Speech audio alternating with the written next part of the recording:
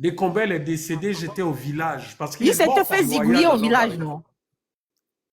Voilà, on En disait que brousse? c'était l'hippopotame, tout ça, on a retrouvé son corps. Je me rappelle, j'étais cette année-là au village à Oui. Lambaréné. Mhm. C'était en 86. Mhm. Je crois que c'est en 86 qu'il est décédé. Parce que cette année-là, j'étais au village. Et je me rappelle l'image des recherches qu'il y avait dans les lacs, etc. Oui. C'était en 86. Et c'est à sa mort qu'on nous a dit que c'était lui, machin. Bon, après, on ne sait pas. Je ne sais pas si réellement, machin, mais c'est ce qui se disait à l'époque. Mm. Et effectivement, pendant un moment, on n'entendait plus trop parler de ça, de la voiture noire. Oui. Jusqu'aujourd'hui, on n'a plus entendu Ça parler de nous a ce... traumatisés, demande la sœur. On a grandi dans la même. Ça nous a traumatisés pour partir à l'école. Elle est là. Elle est là. Oui. Beaucoup. Hein? Ça nous a traumatisé. Ou bien le ruban rouge. Il fallait attacher le ruban rouge. Le ruban rouge ou bien les rameaux et le Voilà sel. les Parce qu'on rameaux. disait, mais en fait, c'était quoi? C'était ça, les kidnappings pour les CR? C'était ça. C'était ça. Mais Et ça, là, ça venait d'où? Ça venait comment on appelle ça, des gouvernants. Ça venait des députés, ça venait de Bongo, ça venait de tout ce qui était politicien au Gabon. Et c'est les mêmes choses là qui continuent. Alors, on s'était dit que les CR là devaient s'arrêter avec déjà Omar Bongo, mais ça s'est pas arrêté avec Omar Bongo, ça a continué chez Ali, ça s'est pas arrêté chez Ali, et maintenant ça continue avec Oliging, avec Oligingema. Oligingema, tu es venu ici pour venir manger le mango comme des gens. Et les gens qui sont avec toi là, c'est ça qui est devenu leur travail. Non. Comment ça se fait qu'un président, Oligui Nguema, ne va rien faire? Et j'ai même écouté qu'il a dit aux enseignants que les enseignants peuvent ils peuvent faire 3 mois, ils peuvent faire 6 mois, ils peuvent faire... Mais c'est quel genre de personne? On doit le chasser. Nous devons le chasser de chez nous. Il est méchant, c'est tout. Il est d'une méchanceté. Je peux intervenir. Moi, c'est ça, hein, ce que je dis. C'est que je préfère quelqu'un comme Isis qui a soutenu quelqu'un parce qu'elle a cru en l'idéologie politique et qui, à un moment donné, se rend compte que, ben non, j'ai été trompé. Moi, je préfère quelqu'un comme ça plutôt que de quelqu'un qui, dès le départ, sait que tout ce qu'on voit là, c'est faux, mais comme j'ai une position, comme on me donne à manger, je vais soutenir ce monsieur jusqu'au bout. Ça, c'est des gens méprisables, méprisants. Ça, c'est la méchanceté. Mais c'est la méchanceté pure. Et ceux-là, on les connaît. Ceux-là, on les connaît. De la méchanceté pure. Oh, merci, bon, Bernard, merci. En tout cas, moi, il me tourner, s'il vous plaît. Un modo, faites tourner comme ça 3 minutes de parole à chacun et on va arrêter. Au moins, là, je te donne la parole. On va aller comme ça en descendant. Ou bien, c'est qui? C'est Espérance. Ah, c'est Espérance. Désolé. Madame Espérance, allez-y, prenez la parole. Alors, intervenez et en même temps, oui, donnez votre mot de fin. Moi, je voulais parler de Fumboula et enfin toute la clique, quoi, tous ceux qui sont dans ce même registre-là. Moi, je ne sais pas, pour la personne qui viendra demain, qui va remplacer Oligui, il faut que ces personnes-là rendent tout ce qu'ils ont pris. Parce que c'est trop facile. Vous savez, quand on regarde un peu comment ça se passe, on peut tous tenter de dire que on va faire le lèche-botte, on ramasse l'argent, on ramasse, on construit, et alors, qu'est-ce qui va nous arriver? Ici en France, Versailles, le château de Versailles, il a construit son truc. Aujourd'hui, c'est pour l'État. Hein. Ce qui fait que même les dirigeants occidentaux, exactement, même quand ils volent, ils vont voler doucement. Ça ne sert à rien de beaucoup voler pour aller construire des stades ou machin. On va t'arracher ça. Donc, tu voles même avec mesure. Il faut à un moment que toutes ces personnes qui sont venus là, les activistes, en plus vous avez les preuves, que quand le nouveau dirigeant va venir, il va leur demander, ok, tu as 4 maisons, c'est quoi tes revenus? Comment tu as fait pour avoir ces maisons-là? Et quand on regarde que bon, il a eu sa maison, il a construit comme ça, les autres là, c'est pas clairement identifié, on arrache. Tant qu'il n'y a pas de sanctions, les gens vont continuer de faire ce qu'ils font. Maintenant, moi, je me mets ça, c'est la première chose. Donc, Fumboula, toi qui fais les malins, qui parle mal des gens aujourd'hui, et tu te dis chrétien. On est où là? Vraiment, On est vraiment. où? Qu'est-ce qu'il y a dedans? Qu'est-ce qu'il y a? Ça, c'est la première des choses. La deuxième des choses, moi, je m'adresse aux parents d'élèves. C'est vrai, on va pas vous dire de sortir dans les rues. Personne n'a envie de mourir et avec le fou qui est au pouvoir, on ne sait jamais. Mais restez chez vous, soutenez les enseignants. Les enseignants qui crèvent la dalle, vous pensez qu'ils vont enseigner quoi à vos enfants? En Occident, les enseignants, c'est une, comment on appelle ça? C'est une, enfin, quand on fait le travail avec le cœur, j'oublie le mot. C'est une, Vocation. en tout cas, c'est un sacerdoce. Mais Une ils sont vocation. respectés ici. C'est une vocation, merci. Ils sont respectés ici. Il faut voir comment ils vivent. Comment eux-mêmes, ils ne vont pas bien donner leur cours parce qu'ils savent que si ça ne va pas, on va les enlever, ça va remonter dans les académies, on va les enlever et ils vont tout perdre. Eux, ils ont des facilités pour les crédits bancaires, ils ont plein de facilités. C'est normal qu'ils se donnent à fond. Mais si nos enseignants sont là, ils souffrent. Moi, j'ai un neveu à qui on donnait des notes de complaisance jusqu'à ce qu'on se rende compte. Et il a fallu rattraper le niveau. Donc moi, je pense qu'à un moment, les parents d'élèves, est-ce que vous aimez vos enfants? Quelle que soit l'administration, à un moment, restez chez vous. Parce que finalement, on travaille pour quoi? Pour les habits, pour la voiture, pour les belles chaussures, pour la belle coiffure, ou bien c'est pour donner un avenir meilleur à ses enfants. À un moment, il faut que même les parents d'élèves se solidarisent et que tout le monde reste à la maison. Et ça va faire même qu'il y aura un effet comment dire ça, un effet de chaîne. Peut-être que les autres administrations aussi vont être régularisées. On ne peut pas continuer comme ça. Eux, ils mangent des milliards. J'avais entendu, je ne sais pas, c'est toi qui disais à une époque, en tout cas, il y a une époque où vous avez révélé que le fils de Borancho a pris 300 milliards, il allait s'asseoir à Dubaï. On est là, hein? 300 milliards. Est-ce que vous réalisez le chiffre? 300 milliards. Attendez, je vous remontre là une partie. Vous allez lire vous-même une partie. Et juste après ce live, j'invite les Gabonais à aller sur la page du ministère des Finances français, sur la page du FMI. Vous tapez rapport du Gabon, hein, rapport machin, FMI, Banque mondiale, COBAC. Je vous invite. Et vous-même, vous allez voir de vos yeux. Là, je vous montre juste quelques éléments. Allez-y. Donc, vous imaginez les Gabonais, 300. C'est pas 300 000, hein. C'est pas 300 millions. 300 milliards. Avec genre même seulement 100 milliards, on peut réfectionner combien d'écoles? Avec 100 milliards, on peut réfectionner combien d'hôpitaux, de dispensaires et mettre comment on appelle ça? En tout cas, le plateau technique. On va même pas parler de plateau technique de pointe. On va parler de plateau technique moyen. L'enfant de Borancho se balade. Mais si l'enfant de Borancho arrive à prendre 300 milliards, ce n'est que l'enfant de Borancho. Maintenant, ceux qui tiennent vraiment les caisses de l'État, ils prennent combien? À un moment, il faut qu'on s'asseye tous. S'il faut qu'on mange le fond long, comment on appelle ça? Nos légumes, la fond long, feuilles de manioc, oseille, même pendant un mois, le gars là va dégager. On ne peut pas continuer comme ça. Les jeunes meurent. Quand on ouvre Facebook, les jeunes meurent tous les jours. Atteindre la cinquantaine aujourd'hui, c'est un miracle. On meurt de maladies qui ne tuent plus sous d'autres cieux. Regardez. Je vous montre juste quelques éléments. Hein. Quelques éléments. Regardez là.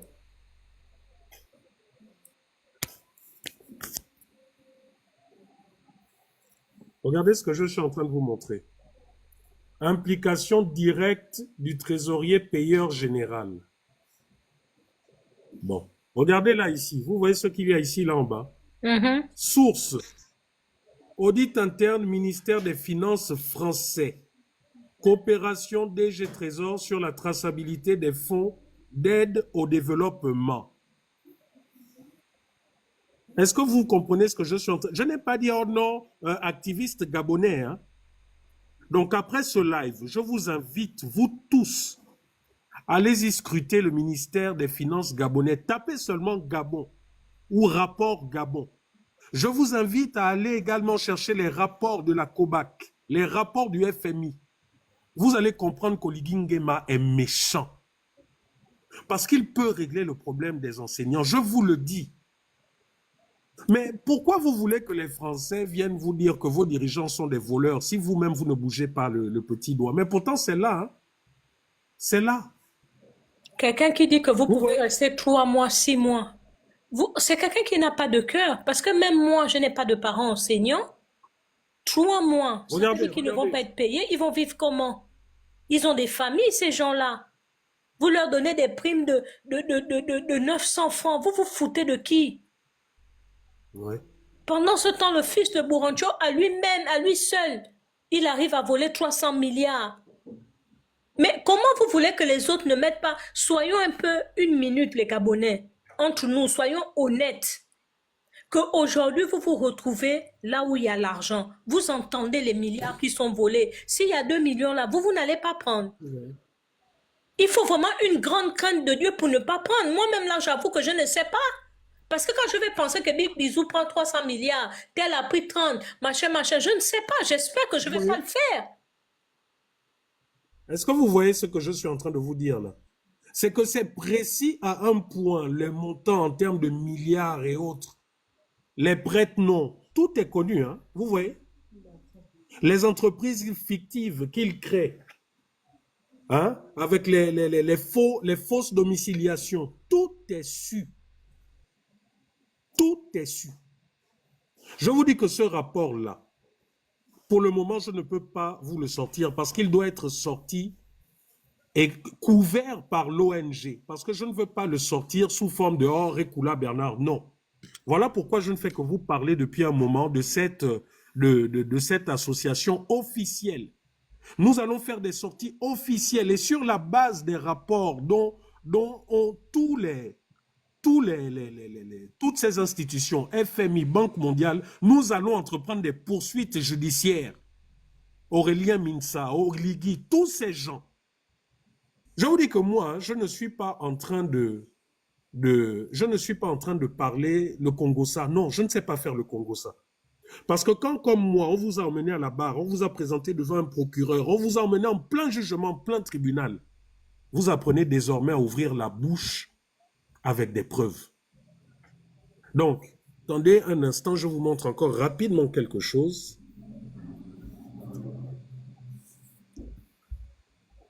Voilà. On est l'audit du BTP, les sociétés écrans. Hein? On vous parle de tout, hein, les lois de finances, de tout ce qu'ils ont fait. Maintenant, regardez ici. Regardez ça. Les sociétés écrans. Hein? Vous voyez? Les montants. On sait exactement les sociétés écrans, là où elles sont domiciliées, là où elles sont, quelles sont les personnes qui servent de société écran, tout ça. Tout est su. Vous voyez là les noms? Proche de la direction du budget, agent de direction de solde, conjoint d'agent de solde. Donc, je suis en train de vous dire, hein, attendez, je suis en train de vous dire,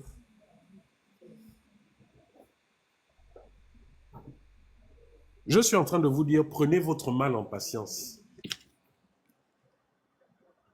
Mal en patience, ça me fait mal. Quand vous me voyez m'engager, c'est parce que je vous dis le niveau d'information où je suis. Je me rends compte, mais si Oligui le voulait, d'un claquement de doigts, il réglerait le problème des enseignants. Mais il ne veut pas régler le problème. Il va régler le problème pourquoi? Lui-même, il fait partie des premiers voleurs.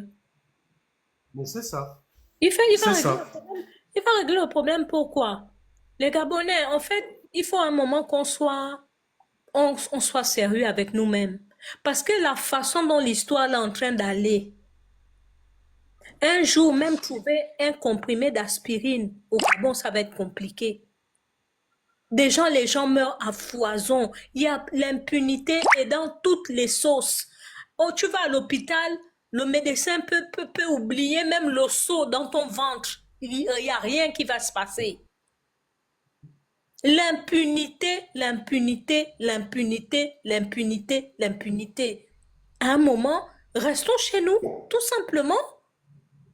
Les gens meurent tous les jours et il faut qu'on arrête aussi la solidarité bête. Mon collègue est médecin, je ne suis pas médecin au passage, mon collègue est médecin, il a fait une faute médicale, mais qu'il assume. Il est censé avoir eu ses diplômes correctement. On marche sur la tête en fait, on marche sur la tête. Les gens meurent, plus personne ne s'émeut, on vole 300 milliards. Vous imaginez 300 milliards? 300 milliards, ce qu'on peut faire au niveau de la réfection des écoles, au niveau des dispensaires. Régulariser les pensions qui ne sont pas payées. Ah, en tout cas, c'est ce que j'avais à cœur de dire. Mais les Bafoumboulas et tout ce monde-là, si c'était moi qui prenais le pouvoir, hein, vos maisons-là, on va vous les arracher. Non, mais c'est ce qu'on va faire. C'est pas là officiellement on a récupéré. C'est bien de parler maintenant le gros français. Donc, tu dormais dans un petit studio, entre couché, machin. Tu n'as jamais travaillé de ta vie. Hein? Il y a des gens qui se sont, je ne sais pas quel niveau d'études il a. Il y en a qui se sont tués à avoir leur diplôme normalement, terminer leurs études. Mais on est dans quel monde? Donc, au Gabon, en fait, ils sont en train de montrer à la jeunesse que ça ne sert plus à rien d'étudier. Soit tu te prostitues, soit tu rentres dans les loges, soit tu fais le kunabélisme. Et même le kunabélisme, là encore, il faut que ça marche. Hein? Il y en a pour qui ça marche, gloire à Dieu pour eux. Mais il y en a pour qui ça ne marche pas. Mais Kamba, c'est pas... je ne sais pas qui avait dit qu'il a son fils qui a eu le bac à 16 ans. Si le Gabon fonctionnait normalement, c'est un enfant qui est intelligent, qui a son bac à 16 ans. C'est un enfant qui devait être bien accompagné. Même lui-même, il ne se rend pas compte de ce qu'il est en train d'encourager. Son fils de 16 ans qui a eu le bac, il part avec une très bonne moyenne. Cet enfant devait être quelque part sous notre cieux. Comment on a clochardisé les gens? Les gens sont... On est de la mendicité. L'esprit de mendicité a recouvert les Gabonais. On se contente des miettes alors qu'on peut avoir mieux. S'il faut qu'on fasse un mois à manger les feuilles de manioc, le folon, l'oseille, faisons un mois et restons chez nous. Parce qu'en fait, finalement, hein, vous ne vous rendez peut-être pas compte, mais on est esclaves. Vous travaillez pour le roi. Et pour leurs enfants. Vous travaillez pour les enrichir. C'est eux qui s'enrichissent. Big Bisou, excuse-moi de prendre ton exemple, Big Bisou, mais c'est l'exemple que je connais. Big Bisou peut se lever comme ça, il va prendre 300 milliards, les Gabonais ne sont pas payés, il y a des gens qui meurent, les parents, les familles n'arrivent pas à récupérer les pensions. Il y a des gens qui meurent sans avoir touché leur pension, il y a des gens qui meurent sans avoir touché leur salaire correctement. On travaille pour eux. C'est pour eux qu'on travaille. C'est même plus pour le Gabon. Donc, à un moment, arrêtons la machine Gabon. Arrêtons de la faire tourner. C'est ce que j'avais à dire. En tout cas, merci, ma sœur, pour ton intervention. Tu montes quand tu veux. Merci pour ton intervention. Omwana. Tu peux me faire des fois. Ok, d'accord. Un instant. Ah, qu'est-ce que je fais? Je suis en train de mettre le chronomètre. Omwana, à toi la parole, mon frère. Omwana, tu es là ou tu... Bon, mon grand frère Eni, vas-y, à toi Mon frère Eni, à toi la parole. Ouais, ok. Bon, écoute, moi, toujours comme d'habitude, je veux vraiment, parce que c'est très, très important de toujours te remercier et te protéger. Et de protéger toutes ces personnes qui prennent les risques comme tu es en train de les prendre. Ça, c'est très, très important parce que c'est ça qui a fait en sorte qu'on n'a pas protégé Patrice Emery Lumumba, on n'a pas protégé... Thomas Sankara, etc., etc. Il va falloir qu'on le comprenne véritablement bien. Moi, je pense que le vrai problème, il faut aller dans le problème de fond. Le problème de fond, c'est que nous sommes un peuple en tant que Noirs avec de la puissance, avec de la valeur, avec des pouvoirs, mais avec aussi physiquement ce qu'on peut voir, de la richesse. Et il y a de la colonisation qui a toujours existé et qui continue toujours de perdurer. Et ce qui fait quoi? Ce qui fait que pour continuer de piller nos richesses, il va falloir qu'ils positionnent des personnes qui ne méritent pas d'être à leur place. Parce que lorsque quelqu'un ne mérite pas d'être à sa place, bah, il est une marionnette. Et lorsqu'il est une marionnette, et bah, il sera un bon chiffon pour l'Occident et qui va se contenter, lui, de ses propres richesses au détriment du peuple pour servir son roi.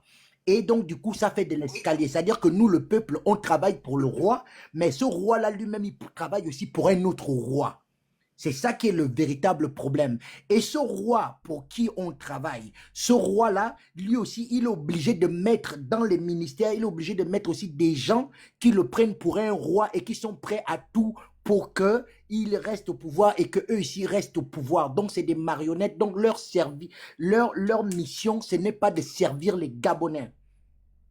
C'est ça qui est la vérité. Ce n'est pas de servir les Gabonais. Et ça ne date pas d'aujourd'hui.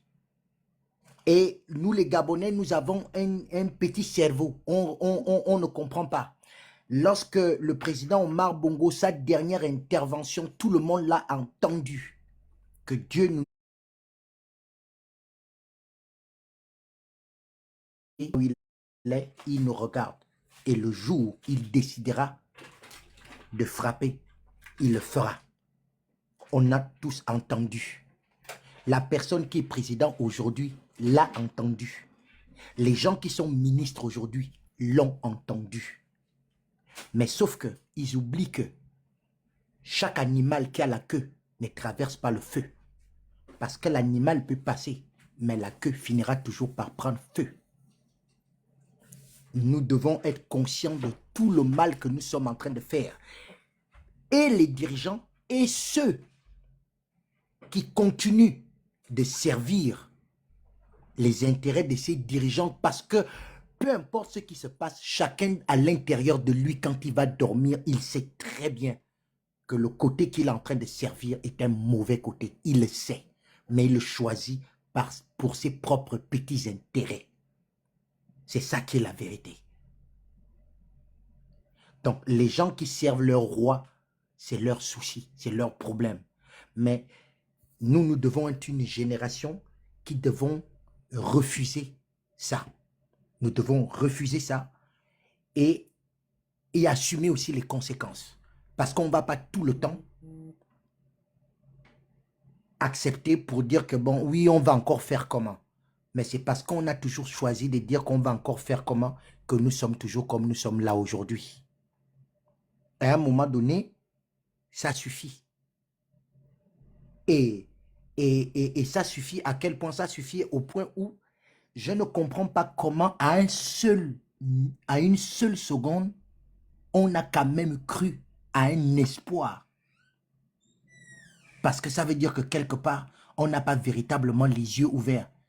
Parce que normalement, même les yeux fermés, même endormis, quand on te raconte que oh, le 30 août, voici ce qui s'est passé, normalement, quand tu es connecté, tu sais que c'est de la gaminerie, c'est encore ce qu'on appelle Movengo Makudi. On nous prend encore pour des tarés.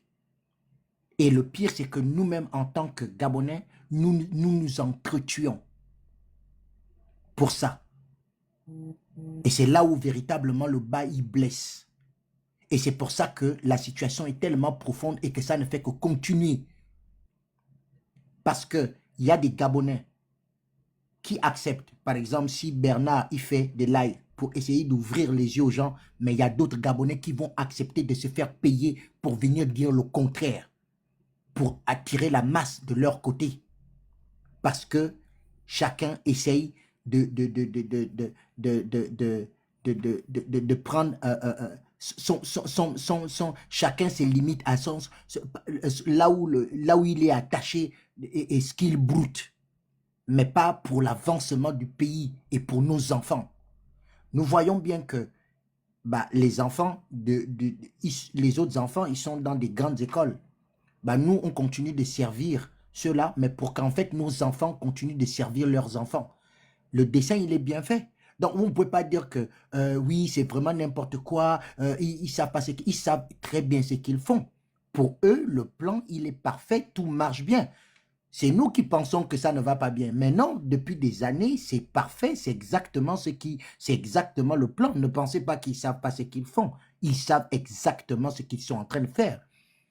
Lorsqu'on va toujours dire que mais on trouve normal que le Gabon est comme ça, les routes, les trous, les écoles, ça ne marche pas, les études, les enseignants ne sont pas payés. Vous pensez qu'ils ne savent pas ça?